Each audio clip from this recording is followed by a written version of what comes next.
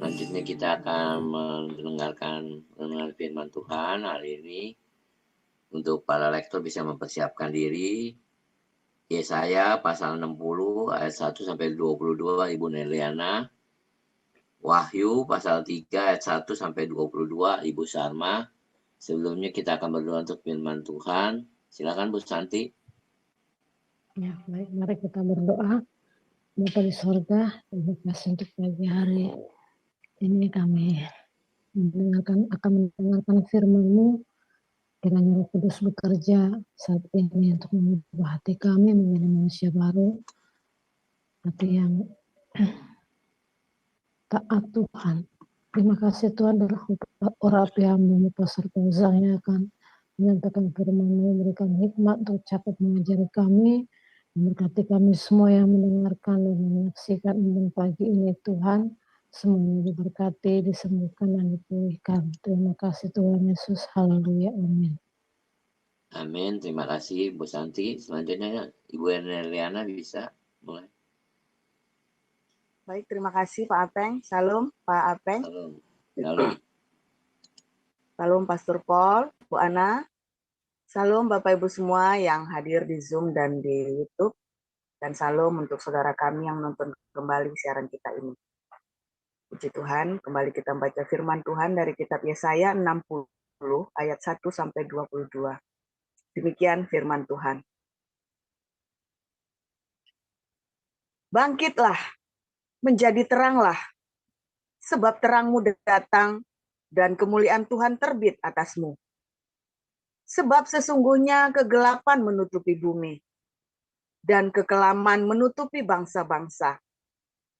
Tetapi terang Tuhan terbit atasmu, dan kemuliaannya menjadi nyata atasmu. Bangsa-bangsa berduyun-duyun datang terangmu kepada terangmu, dan raja-raja kepada cahaya yang terbit bagimu. Angkatlah mukamu, dan lihatlah ke sekeliling. Mereka semua datang berhimpun kepadamu. Anak-anakmu laki-laki datang dari jauh, dan anak-anakmu perempuan digendong. Pada waktu itu engkau akan heran, melihat, dan berseri-seri. Engkau akan tercengang, dan akan berbesar hati. Sebab kelimpahan dari seberang laut akan beralih kepadamu. Dan kekayaan bangsa-bangsa akan datang kepadamu. Sejumlah besar unta akan menutupi daerahmu. Unta-unta muda dari Midian dan Eva. Mereka semua akan datang dari Sheba, akan membawa emas dan kemenyan, serta memberitakan perbuatan masyhur Tuhan. Segala kambing domba Kedar akan berhimpun kepadamu. Domba-domba jantan Nebayot akan tersedia untuk ibadahmu. Semuanya akan dipersembahkan di atas mezbahku sebagai korban yang berkenan kepadaku, dan aku akan menyemarakkan rumah keagunganku. Siapakah mereka ini yang melayang seperti awan dan seperti burung merpati ke pintu kandangnya? Sungguh, akulah yang dinanti-nantikan pulau-pulau yang jauh. Kapal-kapal Tarsis berlayar di depan untuk membawa anak-anakmu laki-laki dari jauh. Perak dan emasnya dibawa serta untuk nama Tuhan Allahmu dan oleh karena Yang Maha Kudus, Allah Israel, sebab Ia mengagungkan engkau. Orang-orang asing akan membangun tembokmu, dan raja-raja mereka akan melayani engkau. Sebab dalam murkaku, aku telah menghajar engkau, namun aku telah berkenan untuk mengasihani engkau. Pintu gerbangmu akan terbuka senantiasa, baik siang maupun malam, tidak akan tertutup. Supaya orang dapat membawa kekayaan bangsa-bangsa kepadamu. Sedang raja-raja mereka ikut digiring sebagai tawanan. Sungguh, bangsa dan kerajaan yang tidak mau mengabdi kepadamu akan lenyap. Bangsa-bangsa itu akan dirusak binasakan. Kemudian Libanon, yaitu pohon sanobar, pohon berangan, dan pohon cemara akan dibawa bersama-sama kepadamu untuk mempersemarak tempat bait kudusku. Sebab aku hendak memuliakan tempat kakiku berjejak. Anak-anak orang-orang yang menindas engkau akan datang kepadamu dan tunduk. Dan semua orang yang menista engkau akan sujud menyembah telapak kakimu. Mereka akan menyebutkan engkau kota Tuhan, Sion, milik yang Maha Kudus, Allah Israel. Sebagai ganti keadaanmu dahulu, ketika engkau ditinggalkan, dibenci, dan tidak disinggahi seorang pun. Sekarang, aku akan membuat engkau menjadi kebanggaan abadi, menjadi kegirangan turun-temurun. Engkau akan mengisap susu bangsa-bangsa, dan akan meminum susu kerajaan-kerajaan. Maka engkau akan mengetahui bahwa akulah Tuhan, juru selamatmu dan penebusmu yang maha kuasa, Allah Yakub. Sebagai ganti tembaga, aku akan membawa emas, dan sebagai ganti besi, aku akan membawa perak. Sebagai ganti kayu, tembaga, dan sebagai ganti batu, besi, aku akan memberikan damai sejahtera dan keadilan yang akan melindungi dan mengatur hidupmu. Tidak akan ada lagi kabar tentang perbuatan kekerasan di negerimu, tentang kebinasaan atau keruntuhan di daerahmu. Engkau akan menyebutkan tembokmu, selamat, dan pintu-pintu gerbangmu, pujian.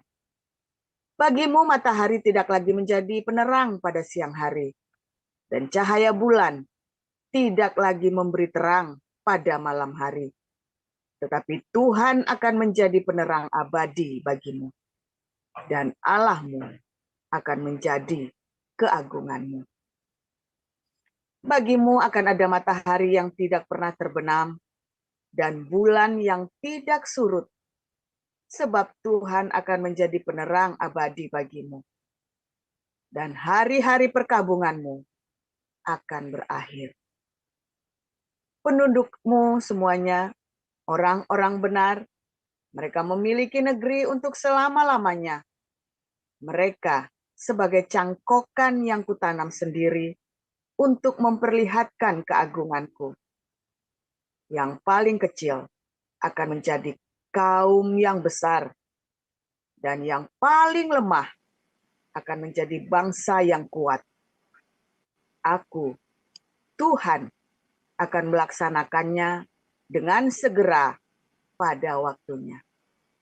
Demikian. Ya, silakan Bu Salma untuk melanjutkan. Baik, saya akan membacakan kebenaran firman Tuhan dari Wahyu 3. Beginilah firman Tuhan. Dan tuliskanlah kepada malaikat jemaat di Sardis, inilah firman Dia yang memiliki ketujuh roh Allah dan ketujuh bintang itu. Aku tahu segala pekerjaanmu. Engkau dikatakan hidup, padahal engkau mati. Bangunlah dan kuatkanlah apa yang masih tinggal yang sudah hampir mati, sebab tidak satu pun dari pekerjaanmu aku dapati sempurna di hadapan Allahku. Karena itu ingatlah bagaimana engkau telah menerima dan mendengarnya. Turutilah itu dan bertobatlah. Karena jikalau engkau tidak berjaga-jaga, aku akan datang seperti pencuri, dan engkau tidak tahu pada waktu manakah aku tiba-tiba datang kepadamu. Tetapi di Sardis ada beberapa orang yang tidak mencemarkan pakaiannya. Mereka akan berjalan dengan aku dalam pakaian putih, karena mereka adalah layak untuk itu. Barang siapa menang, ia akan dikenakan pakaian putih yang demikian. Aku tidak akan menghapus namanya dari kitab kehidupan, melainkan aku akan mengaku namanya di hadapan Bapakku dan di hadapan para malaikatnya. Siapa bertelinga, hendaklah ia mendengarkan apa yang dikatakan Roh kepada jemaat-jemaat. Dan tuliskanlah kepada malaikat jemaat di Philadelphia, inilah firman dari yang kudus, yang benar, yang memegang kunci Daud. Apabila ia membuka, tidak ada yang dapat menutup. Apabila ia menutup, tidak ada yang dapat membuka. Aku tahu segala pekerjaanmu. Lihatlah, aku telah membuka pintu bagimu, yang tidak dapat ditutup oleh seorang pun. Aku tahu bahwa kekuatanmu tidak seberapa, namun engkau menuruti firmanku dan engkau tidak menyangkal namaku.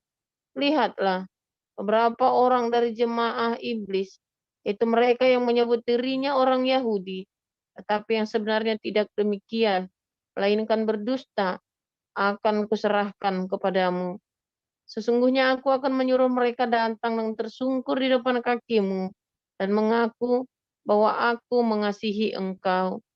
Karena engkau menuruti firmanku, untuk tekun menantikan aku, maka aku pun akan melindungi engkau dari hari pencobaan yang akan datang atas seluruh dunia, untuk mencobai mereka yang diam di bumi. Aku datang segera, peganglah apa yang ada padamu, supaya tidak seorang pun mengambil mahkotamu. Barang siapa menang, ia akan kujadikan soko guru di dalam bait suci Allahku, dan ia tidak akan keluar lagi dari situ. Dan padanya akan kutuliskan nama Allahku, nama kota Allahku, yaitu Yerusalem baru, yang turun dari sorga dari Allahku, dan namaku yang baru. Siapa bertelinga, hendaklah ia mendengarkan apa yang dikatakan Roh kepada jemaat-jemaat. Dan tuliskanlah kepada malaikat jemaat di Laodikia, inilah firman dari Amin, saksi yang setia dan benar, permulaan dari ciptaan Allah. Aku tahu segala pekerjaanmu. Engkau tidak dingin dan tidak panas. Alangkah baiknya jika engkau dingin atau panas. Jadi karena engkau suam-suam kuku dan tidak dingin atau panas, aku akan memuntahkan engkau dari mulutku. Karena engkau berkata, aku kaya dan aku telah memperkayakan diriku, dan aku tidak kekurangan apa-apa. Dan karena engkau tidak tahu bahwa engkau melarat dan malang, miskin, buta dan telanjang, maka aku menasehatkan engkau, supaya engkau membeli daripadaku emas yang telah dimurnikan dalam api, agar engkau menjadi kaya, dan juga pakaian putih, supaya engkau memakainya, agar jangan kelihatan ketelanjanganmu yang memalukan, dan lagi minyak untuk melumas matamu, supaya engkau dapat melihat. Barang siapa kukasihi, ia kutegur dan kuhajar. Sebab itu relakanlah hatimu dan bertobatlah. Lihat, aku berdiri di muka pintu dan mengetok. Kalau ada orang yang mendengar suaraku dan membukakan pintu, aku akan masuk mendapatkannya, dan aku makan bersama-sama dengan dia, dan ia bersama-sama dengan aku. Barang siapa menang, ia akan kududukkan bersama-sama dengan aku di atas tahtaku, sebagaimana aku pun telah menang dan duduk bersama-sama dengan Bapakku di atas tahtanya. Siapa bertelinga, hendaklah ia mendengarkan apa yang dikatakan Roh kepada jemaat-jemaat. Demikian. Ya, terima kasih untuk para lektor, Ibu Neliana dan Ibu Salma. Pagi ini kita akan mendengar renungan firman Tuhan dengan tema menang telak. Silakan Pastor Paul.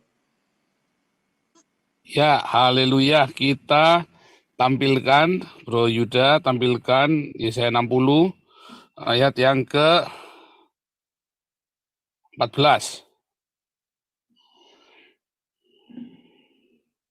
Yesaya 60 ayat yang ke-14.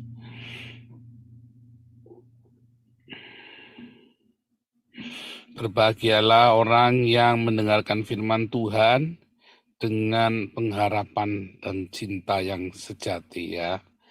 Karena setiap hari dia akan hidup dalam kemenangan, saudara. Kalau Anda tidak mengharapkan firman Tuhan, Anda hanya yang lain yang Anda tuju di tempat ini, hidupmu tidak akan berkemenangan. Selamanya engkau akan menjadi pecundang. Dan iblis suka sekali dengan pecundang. Makanan empuk, saudara ya. Tapi kalau engkau berkemenangan, maka kamu dan seluruh keluargamu itu akan menikmati Taman Eden. Kalau kamu kalah, Taman Eden. Wah, serem saudara ya. Serius ya, pilihannya nggak ada netral, nggak ada abstain. Pilihannya cuma Taman Eden atau Taman Edan. Nah, sekarang ini Anda jujur, Anda lagi di Taman Eden atau di Taman Edan. Kita bukan lagi mau sombong-sombongan, bukan saudara. Ini realita. Ya, saya tinggal di Eropa, realita. Anda tinggal di Indonesia, di Amerika, ada yang di Hong Kong, ada yang di Australia. Itu realita, bukan sombong-sombongan. Ya, dimanapun ya Anda berada, itu adalah realita. Sama, sekarang Anda lagi di Taman Eden atau di Taman Edan, itu realita, saudara. Dan itu pilihanmu. Jangan bilang, oh nanti Pak kita tak lama lagi Tuhan pun datanglah. Sekarang, saudara, Tuhan itu datang. Kerajaan Allah itu datangnya sekarang. Yesus datang nanti menjemput kita nanti, saudara ya. Tapi kerajaan Allah itu sekarang, ya. Kerajaan Allah bagi jiwa kita itu sekarang. Karena jiwa inilah yang masuk dalam kekekalan. Ya, tubuh kita, darah daging ini fana, saudara, mati, harus mati. Ya, Tuhan datang untuk mengubah tubuh kita yang fana ini menjadi tubuh kemuliaan sehingga kita masuk ke dalam kerajaan 1000 tahun. Ya.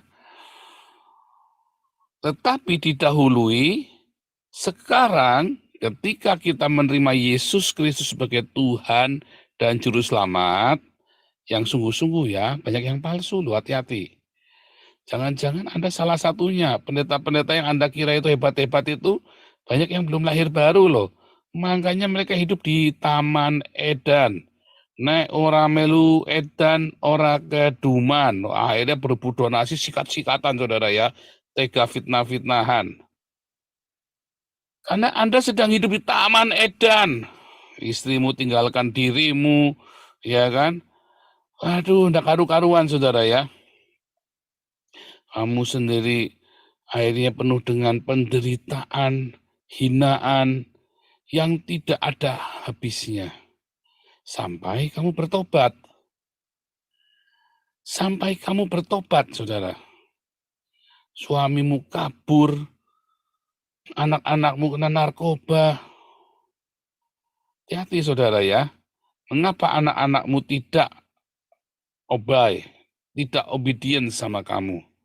Jangan-jangan kamu yang sudah tanamkan benih-benih pemberontakan itu. Nah, ngaca, saudara ya. Kita harus introspeksi, ngaca, saudara. Jangan langsung salah-salahin anak-anak, salahin orang-orang. Anda bercermin, saudara. Kalau Anda bolak-balik ketipu, Anda harus bercermin. Kalau Anda bolak-balik, ya, ketipu, bangkrut, Anda cermin. Saya juga sama. Saya introspeksi, saudara. Tuhan, kenapa Tuhan? Saya sampai cari pendeta, nggak ada yang bisa jawab, saudara. Saya datang ke kelenteng jawabnya apa? 500 tahun yang lalu, ya, 500 yang lalu, kamu punya hutang sama orang yang namanya siapa gitu ya. Bongkok Singkek apa siapa itu bongkoknya? Bongkok Singkek. Kamu itu dulu adalah perwira. Kamu adalah perwira perang, terus kamu punya hutang. Kamu memang seorang perwira perang. Wah, 500 yang lalu. Wah, ceritanya, kalau cerita Ciam sih begitu, saudara. Terus saya dulu, wah, iya, wah. Kelihatannya meyakinkan sekali ya, saudara ya. 500 tahun yang lalu, saya dalam hati mikir, 500 tahun yang lalu, 300 tahun yang lalu, mungkin saya jadi kutu, apa jadi caplak kali ya, saudara ya. Inkarnasi. Ya, saya bukan menghina, tapi kita lagi cerita yang realistis. Hari ini, kenapa saya begini? Karena saya tidak di Taman Eden, tapi saya di Taman Edan. Udah, jawabannya cuma itu. Karena kenapa kamu ada di Taman Edan? Karena kamu belum menerima Yesus Kristus menjadi Tuhanmu dengan sungguh-sungguh. Kamu kompromi dengan dunia. Sehingga kamu tidak akan ada di Taman Eden, kamu di Taman Eden karena kerajaan Allah itu belum datang atasmu, karena Yesusnya belum jadi Tuhan, Yesusnya baru menjadi pesugihan. Anda datang kemari mau cari pesugihan Yesus, bukan mau cari Yesus yang adalah Tuhan segala Tuhan, Raja segala Raja, Juru Selamatmu. Dia kurios, kita dulos, dia adalah majikan kita adalah hamba-hambanya. Lalu kita menerima Roh Kudus yang membuat kita dilayakan menjadi anak-anak Allah. Dari seorang budak diangkat jadi anak. Begitu kita dari seorang budak diangkat menjadi anak, maka tinggallah kita di Taman Eden. Kalau Anda masih menjadi orang luar, Anda bukan anggota kerajaan Allah, maka kamu tinggal di Taman Eden. Ya, makanya senggol bacok, nggak suka dikit tersinggung dikit, ngancem, nggak suka dikit lagi fitnah, nggak seneng lagi hajar lagi, saudara ya. Karena apa, saudara? Karena kamu tinggal di Taman Eden. Saya pengen tinggal di Taman Eden, pengennya juga semua di Taman Eden ya, kita semua pengennya. Masalahnya Anda siap nggak dengan syaratnya? Ada syaratnya, nggak sembarangan. Anda mau ke Belanda, ada syaratnya, saudara, nggak sembarangan. Belanda ini seperti surga, saudara. Anda nganggur saja dikasih duit, dikasih makan, dikasih pakaian bagus, kasih sepatu bagus. Belanda ini seperti surga. Ya, Anda nggak mungkin ibadah Anda diganggu. Saya lagi penginjilan di jalan kemudian diganggu. Oh, di Amerika masih bisa diganggu, saudara ya. Di mocking gitu ya. Oh, Belanda, Anda lagi penginjilan di mocking, orang yang bisa masuk penjara yang mocking loh, saudara. Di Prancis saja Anda masih bisa dilemparin pakai botol. Anda di Belanda, Anda penginjilan, Anda punya izin untuk memberitakan, Anda punya izin ya bikin acara di tengah jalan itu. Orang mocking Anda bisa masuk penjara dia, saudara ya. Polisi datang, dia tungguin, dia lihat Anda kelewatan, ditangkap, saudara. Oh, kita pernah ya diganggu ya, orang suruh kita diem gitu ya. Kita tenang saja, polisi datang, polisi datang. Dia ngelihat dia datangnya orangnya, kamu diem, ini orang sudah punya izin. Kita sampai ngeliatnya melongo, sampai saya dalam hati tertawa terbahak-bahak. Mantap kali ini Belanda ini ya. Malah orang yang disuruh diem, saudara. Kita lagi bengok-bengok pakai speaker, lagi nyanyi-nyanyi disuruh diem. Ya, orang yang disuruh diem, saudara, sama polisinya, saudara. Terus dia datangnya saya, kamu tenang saja. Perlu nggak suaranya saya kecilkan? Nggak perlu, sudah cukup. Wah, saudara, ngeri, saudara ya. Itu Eden, saudara ya. Lalu tinggal orang-orangnya bisa nggak menjaga agar dia tetap di Eden. Masalahnya kan orang nggak sanggup dia menjaga. Nah itu, saudara. Hari ini orang-orang Belanda tinggal di Eden, warisan dari nenek moyangnya. Karena banyak memberitakan Injil, karena mereka banyak kirim donasi untuk negara-negara miskin. Oh Pak, Belanda penjajah, gundulmu peang, saudara. Belanda itu tidak menjajah, saudara. Kamu yang dijual sama sultan-sultan itu kepada Belanda. Bukan menjajah, beda ya. Lu jual, gua beli. Itu katanya Belanda, saudara. Jadi jangan ngomong Belanda menjajah, saudara ya. Sejarah itu ngajari kita enggak benar. Sejarah di Indonesia penuh dengan kebohongan. Dari cerita penjajahan Belanda sampai cerita tentang Papua. Isinya bohong semua, saudara. Bahkan cerita-cerita tentang apa, saudara? G30 SPKI. Banyak sekali sejarah yang Anda sedang ditipu, saudara. Makanya Anda tinggal di Taman Eden. Karena banyak sekali kebohongan. Karena negaranya dibangun di atas kebohongan, saudara. Serem ya, serem, saudara. Kalau hidupmu dibangun di atas kebohongan, ketidakjujuran, kamu tidak akan bisa mengerti Eden itu seperti apa. Saya bersyukur ya, Jokowi mau mengakui ya beberapa peristiwa persekusi yang mengerikan terhadap minoritas ya, saudara ya. Kemarin ya, tanggal bulan Januari itu ya, tanggal 20 atau tanggal berapa itu ya, tanggal 11 atau tanggal 20 saya lupa itu ya. Saya bersyukur itu awal yang bagus. Ya, itu awal. Baru awal, saudara. Yang penting eksekusi, benar nggak? Follow up-nya. atau hanya retorika saja. Tapi itu sudah bagus. Wah, itu sudah separuh. Pengakuan adalah sebuah kemenangan, separuh kemenanganmu, 50% kemenanganmu. Tapi hari ini kita nggak mau cuma menang separuh, win-win. Oh, sorry saudara, nggak mau. Menang kalah, nggak mau saudara. Saya maunya menang mutlak. Bukan saya harus menghancurkan musuh saya sampai, bukan saudara. Tapi saya mau kemenangan yang dari Tuhan.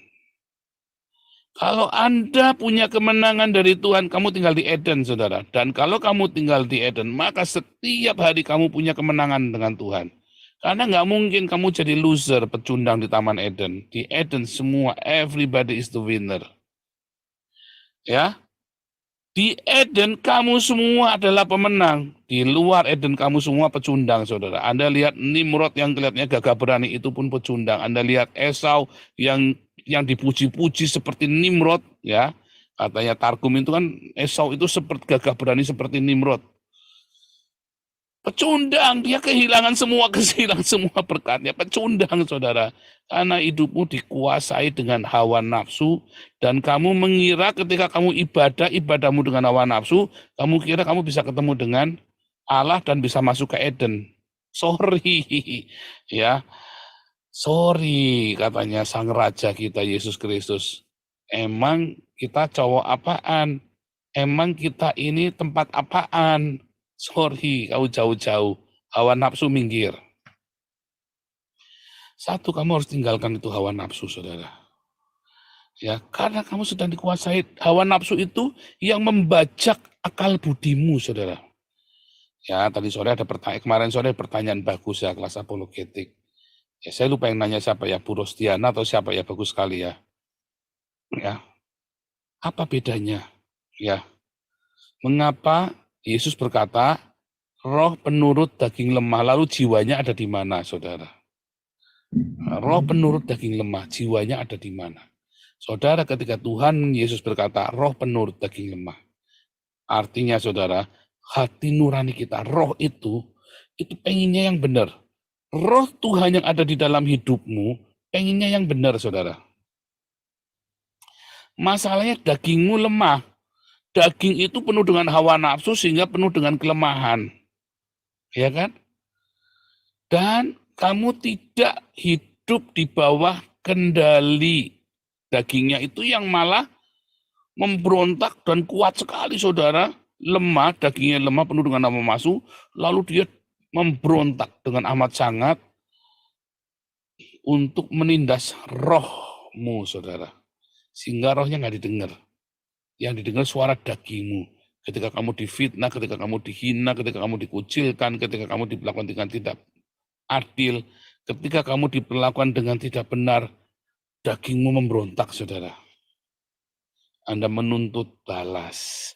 Anda menuntut dendam. Anda menuntut kesombongan. Saya dulu dihina, sekarang saya tidak mau dihina lagi. Gantian saya yang menghina. Dulu saya dimangsa, sekarang saya mau jadi pemangsa. Karena daging itu berontak. Daging itu lemah. Nah, makanya Yesus bilang berdoalah dan berjaga-jagalah.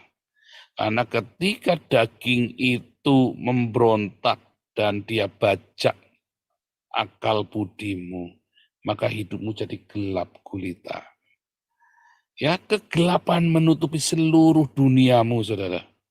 Gelap gulita menutupi seluruh dunia hidupmu gelap karena dagingmu, sarksmu, hawa nafsumu membajak, saudara. Ingat koinonia hari Minggu. Kain itu disebut anak manusia, bukan disebut anak-anak Allah lagi, karena dagingnya itu membajak akal sehatnya dia. Makanya Anda disuruh berdoa, ya, disuruh kamu tetap berdoa dengan tidak putus-putusnya di dalam rohmu, saudara.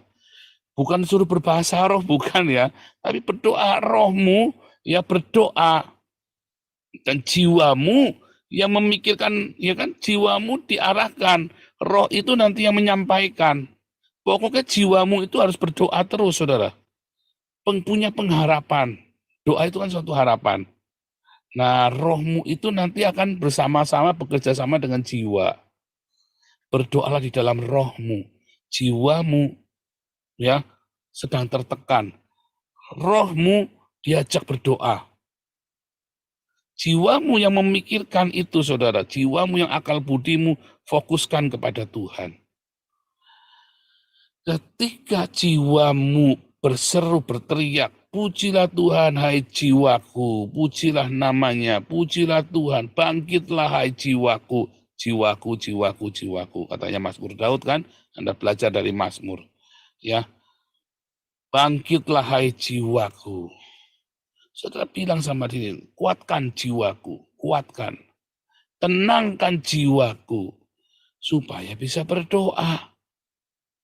Ya, supaya rohmu itu bisa nyambung. Anda rasakan jiwa itu tenang, jiwamu tenang, rohmu bisa berdoa. Sehingga akal budinya itu tidak dibajak, nggak dihacker, nggak dihack ya, sama hacker hawa nafsu itu, saudara. Ya, kalau jiwamu bisa fokus sama Tuhan. Ya, 1 Petrus 4 ayat 7, tenanglah, diamlah, tenanglah, supaya kamu bisa berdoa. Kemudian daging ini, dia akan nunggu, saudara. Tapi kemudian jiwamu bukan hanya berdoa, tapi jiwamu juga melakukan sedekah. Ya kan? Berbuat kebaikan kan? Melakukan sedekah, saudara. Sehingga jiwamu sudah tenang, tiba-tiba kamu dikuasai oleh rema. Karena jiwamu tenang berdoa, jiwamu mengabsorb logos Alkitab, baca firman tiap hari. Kamu bersedekah, maka jiwamu makin kuat, ya rohmu makin kuat. Maka rohnya itu yang akan menguasai jiwamu, bukan dagingmu, saudara. Saat itu semua dagingmu dihancurkan, disingkirkan, saudara. Kamu tinggal di Eden. Ketika kita sudah tinggal di Eden, Anda ngelihat ada fitnahan, kita ketawa, kamu lihat ada caci maki, biar. Kamu lihat ada yang tidak baik,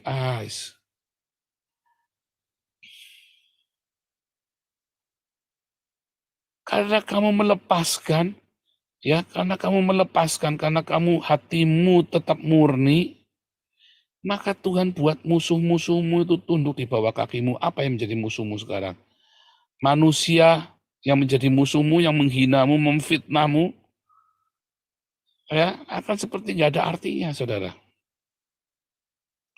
Tuhan akan perintahkan mereka tunduk di bawah kakimu. Beneran, saudara ya. Bener-bener yang namanya demit setan orang doyan demit orang demit, saudara ya. Ya, benar-benar terjadi, saudara. Anda nggak mempan. Anda tidak perlu membalas semua permusuhan itu, saudara ya.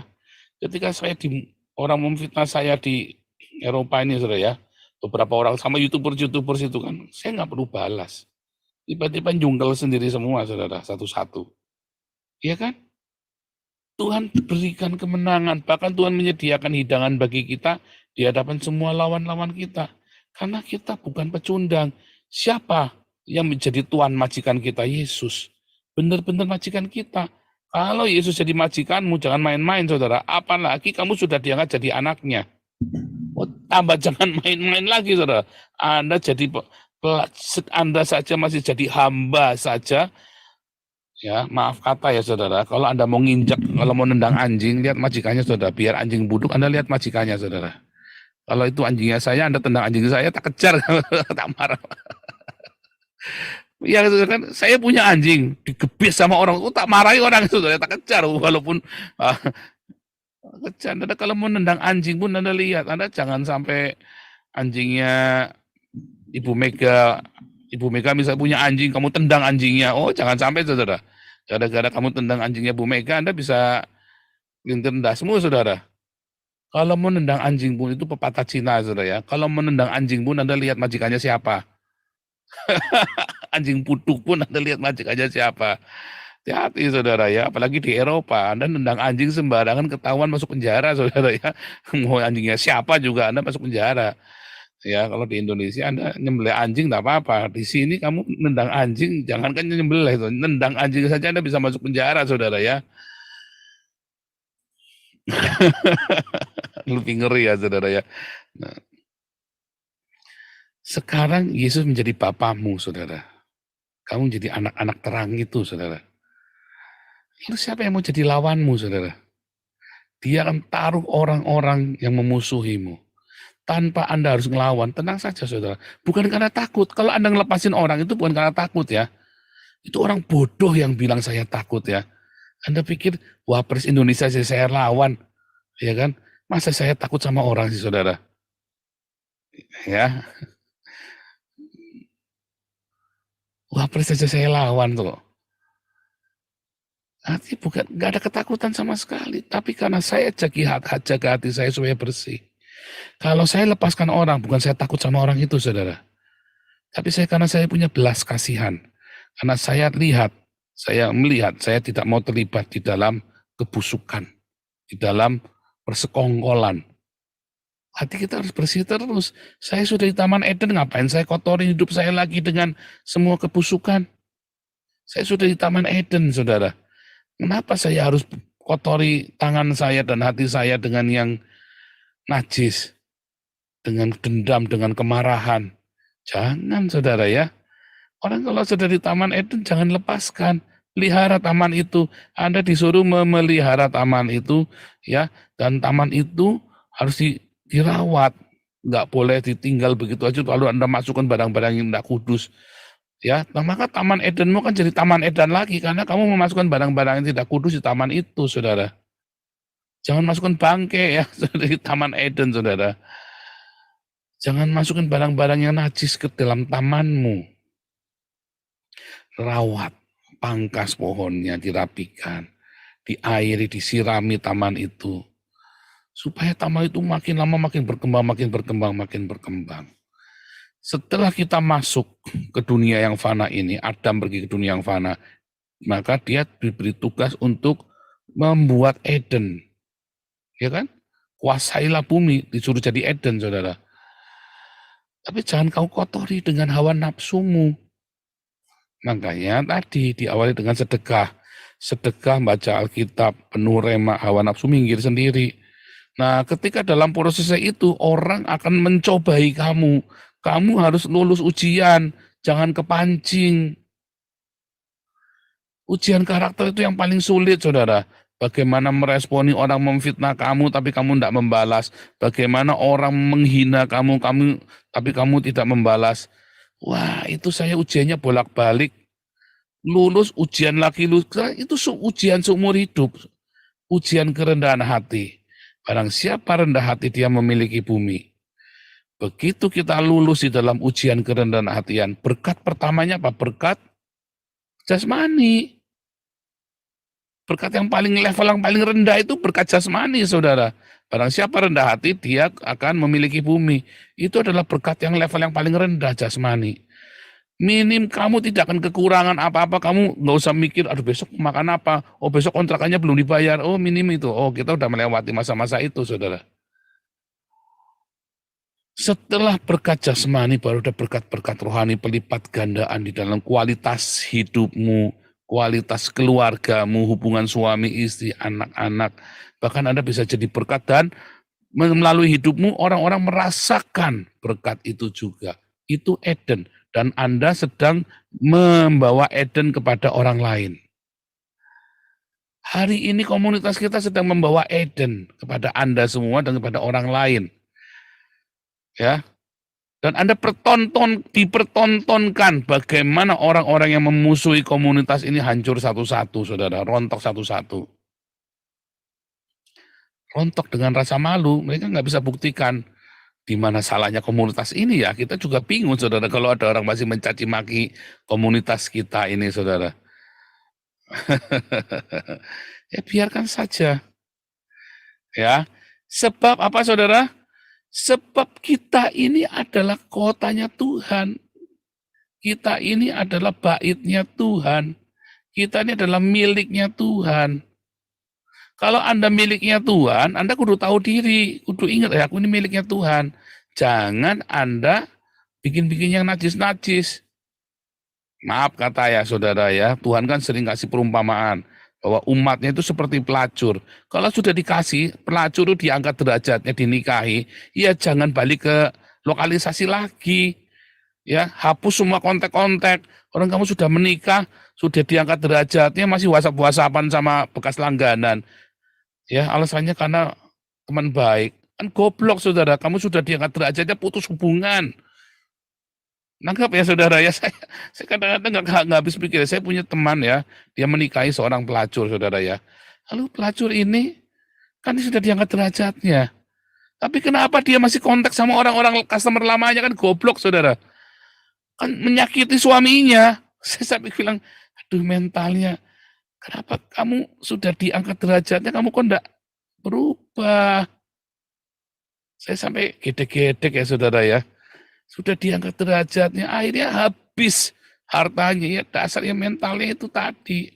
Lah kamu sudah, kita ini dari dalam tanda kutip ya, perempuan sundal.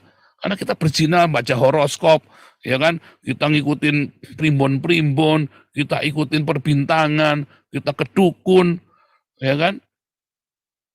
Itu kan namanya melacurkan diri, saudara. Lalu kita kembali, dikasih status sebagai istri, mempelai Kristus. Jangan kamu deal lagi, jangan kamu balik lagi dengan hawa, kotori dengan hawa nafsumu. Itu yang dimaksud dalam firman Tuhan ya. Tetapi ketika kita ya musuh-musuh kita ampuni, kita nggak mau kotori hati kita lagi. Sorry, nggak ada waktu buat membenci. Saya ingat sekali ya, si Julius HMC itu manas-manasin saya. Itu si Rudi Yohanes itu lebih benci, sebenci-bencinya Rudi Yohanes sama saya, kata sebenci-bencinya Rudi Yohanes dengan Julius HMC, dia lebih benci lagi sama Joseph Paulusan, katanya si Julius HMC. Terus saya ketawa, saya bilang apa? Waduh, sorry bro, saya nggak ada, saya tidak punya ruang untuk kebencian. Saya nggak punya ruang buat kebencian lagi, ya. Nah, saudara harus punya seperti itu. Kalau Anda mau tetap tinggal di Taman Eden, rawat Taman Eden, jangan sampai hatimu kotor, tamanmu rusak, saudara. Tapi kalau kamu hatimu tetap bersih, maka tamanmu itu akan makin mekar, makin seger, ya. Dan kamu akan benar-benar tinggal di Taman Eden. Saudara, ini kalau kita lihat ya Yesaya 61 dan selanjutnya, itu lagi cerita Taman Eden, saudara ya. Lagi cerita Taman Eden dan kerajaan 1000 tahun ya, saudara ya. Itu jatah kita. Itu jatah Anda dengan saya. Kalau Anda sudah di Taman Eden, jangan kamu kotorin lagi. Kamu menang telak, saudara. Sebab kamu kan diem saja. Orang fitnah kamu tenang saja, nggak bakal mempan. Nanti kita rugi, Pak. Enggak, kemana ya? Para pengurus, wah tapi nanti kita nih. Oke, bentar. Wah.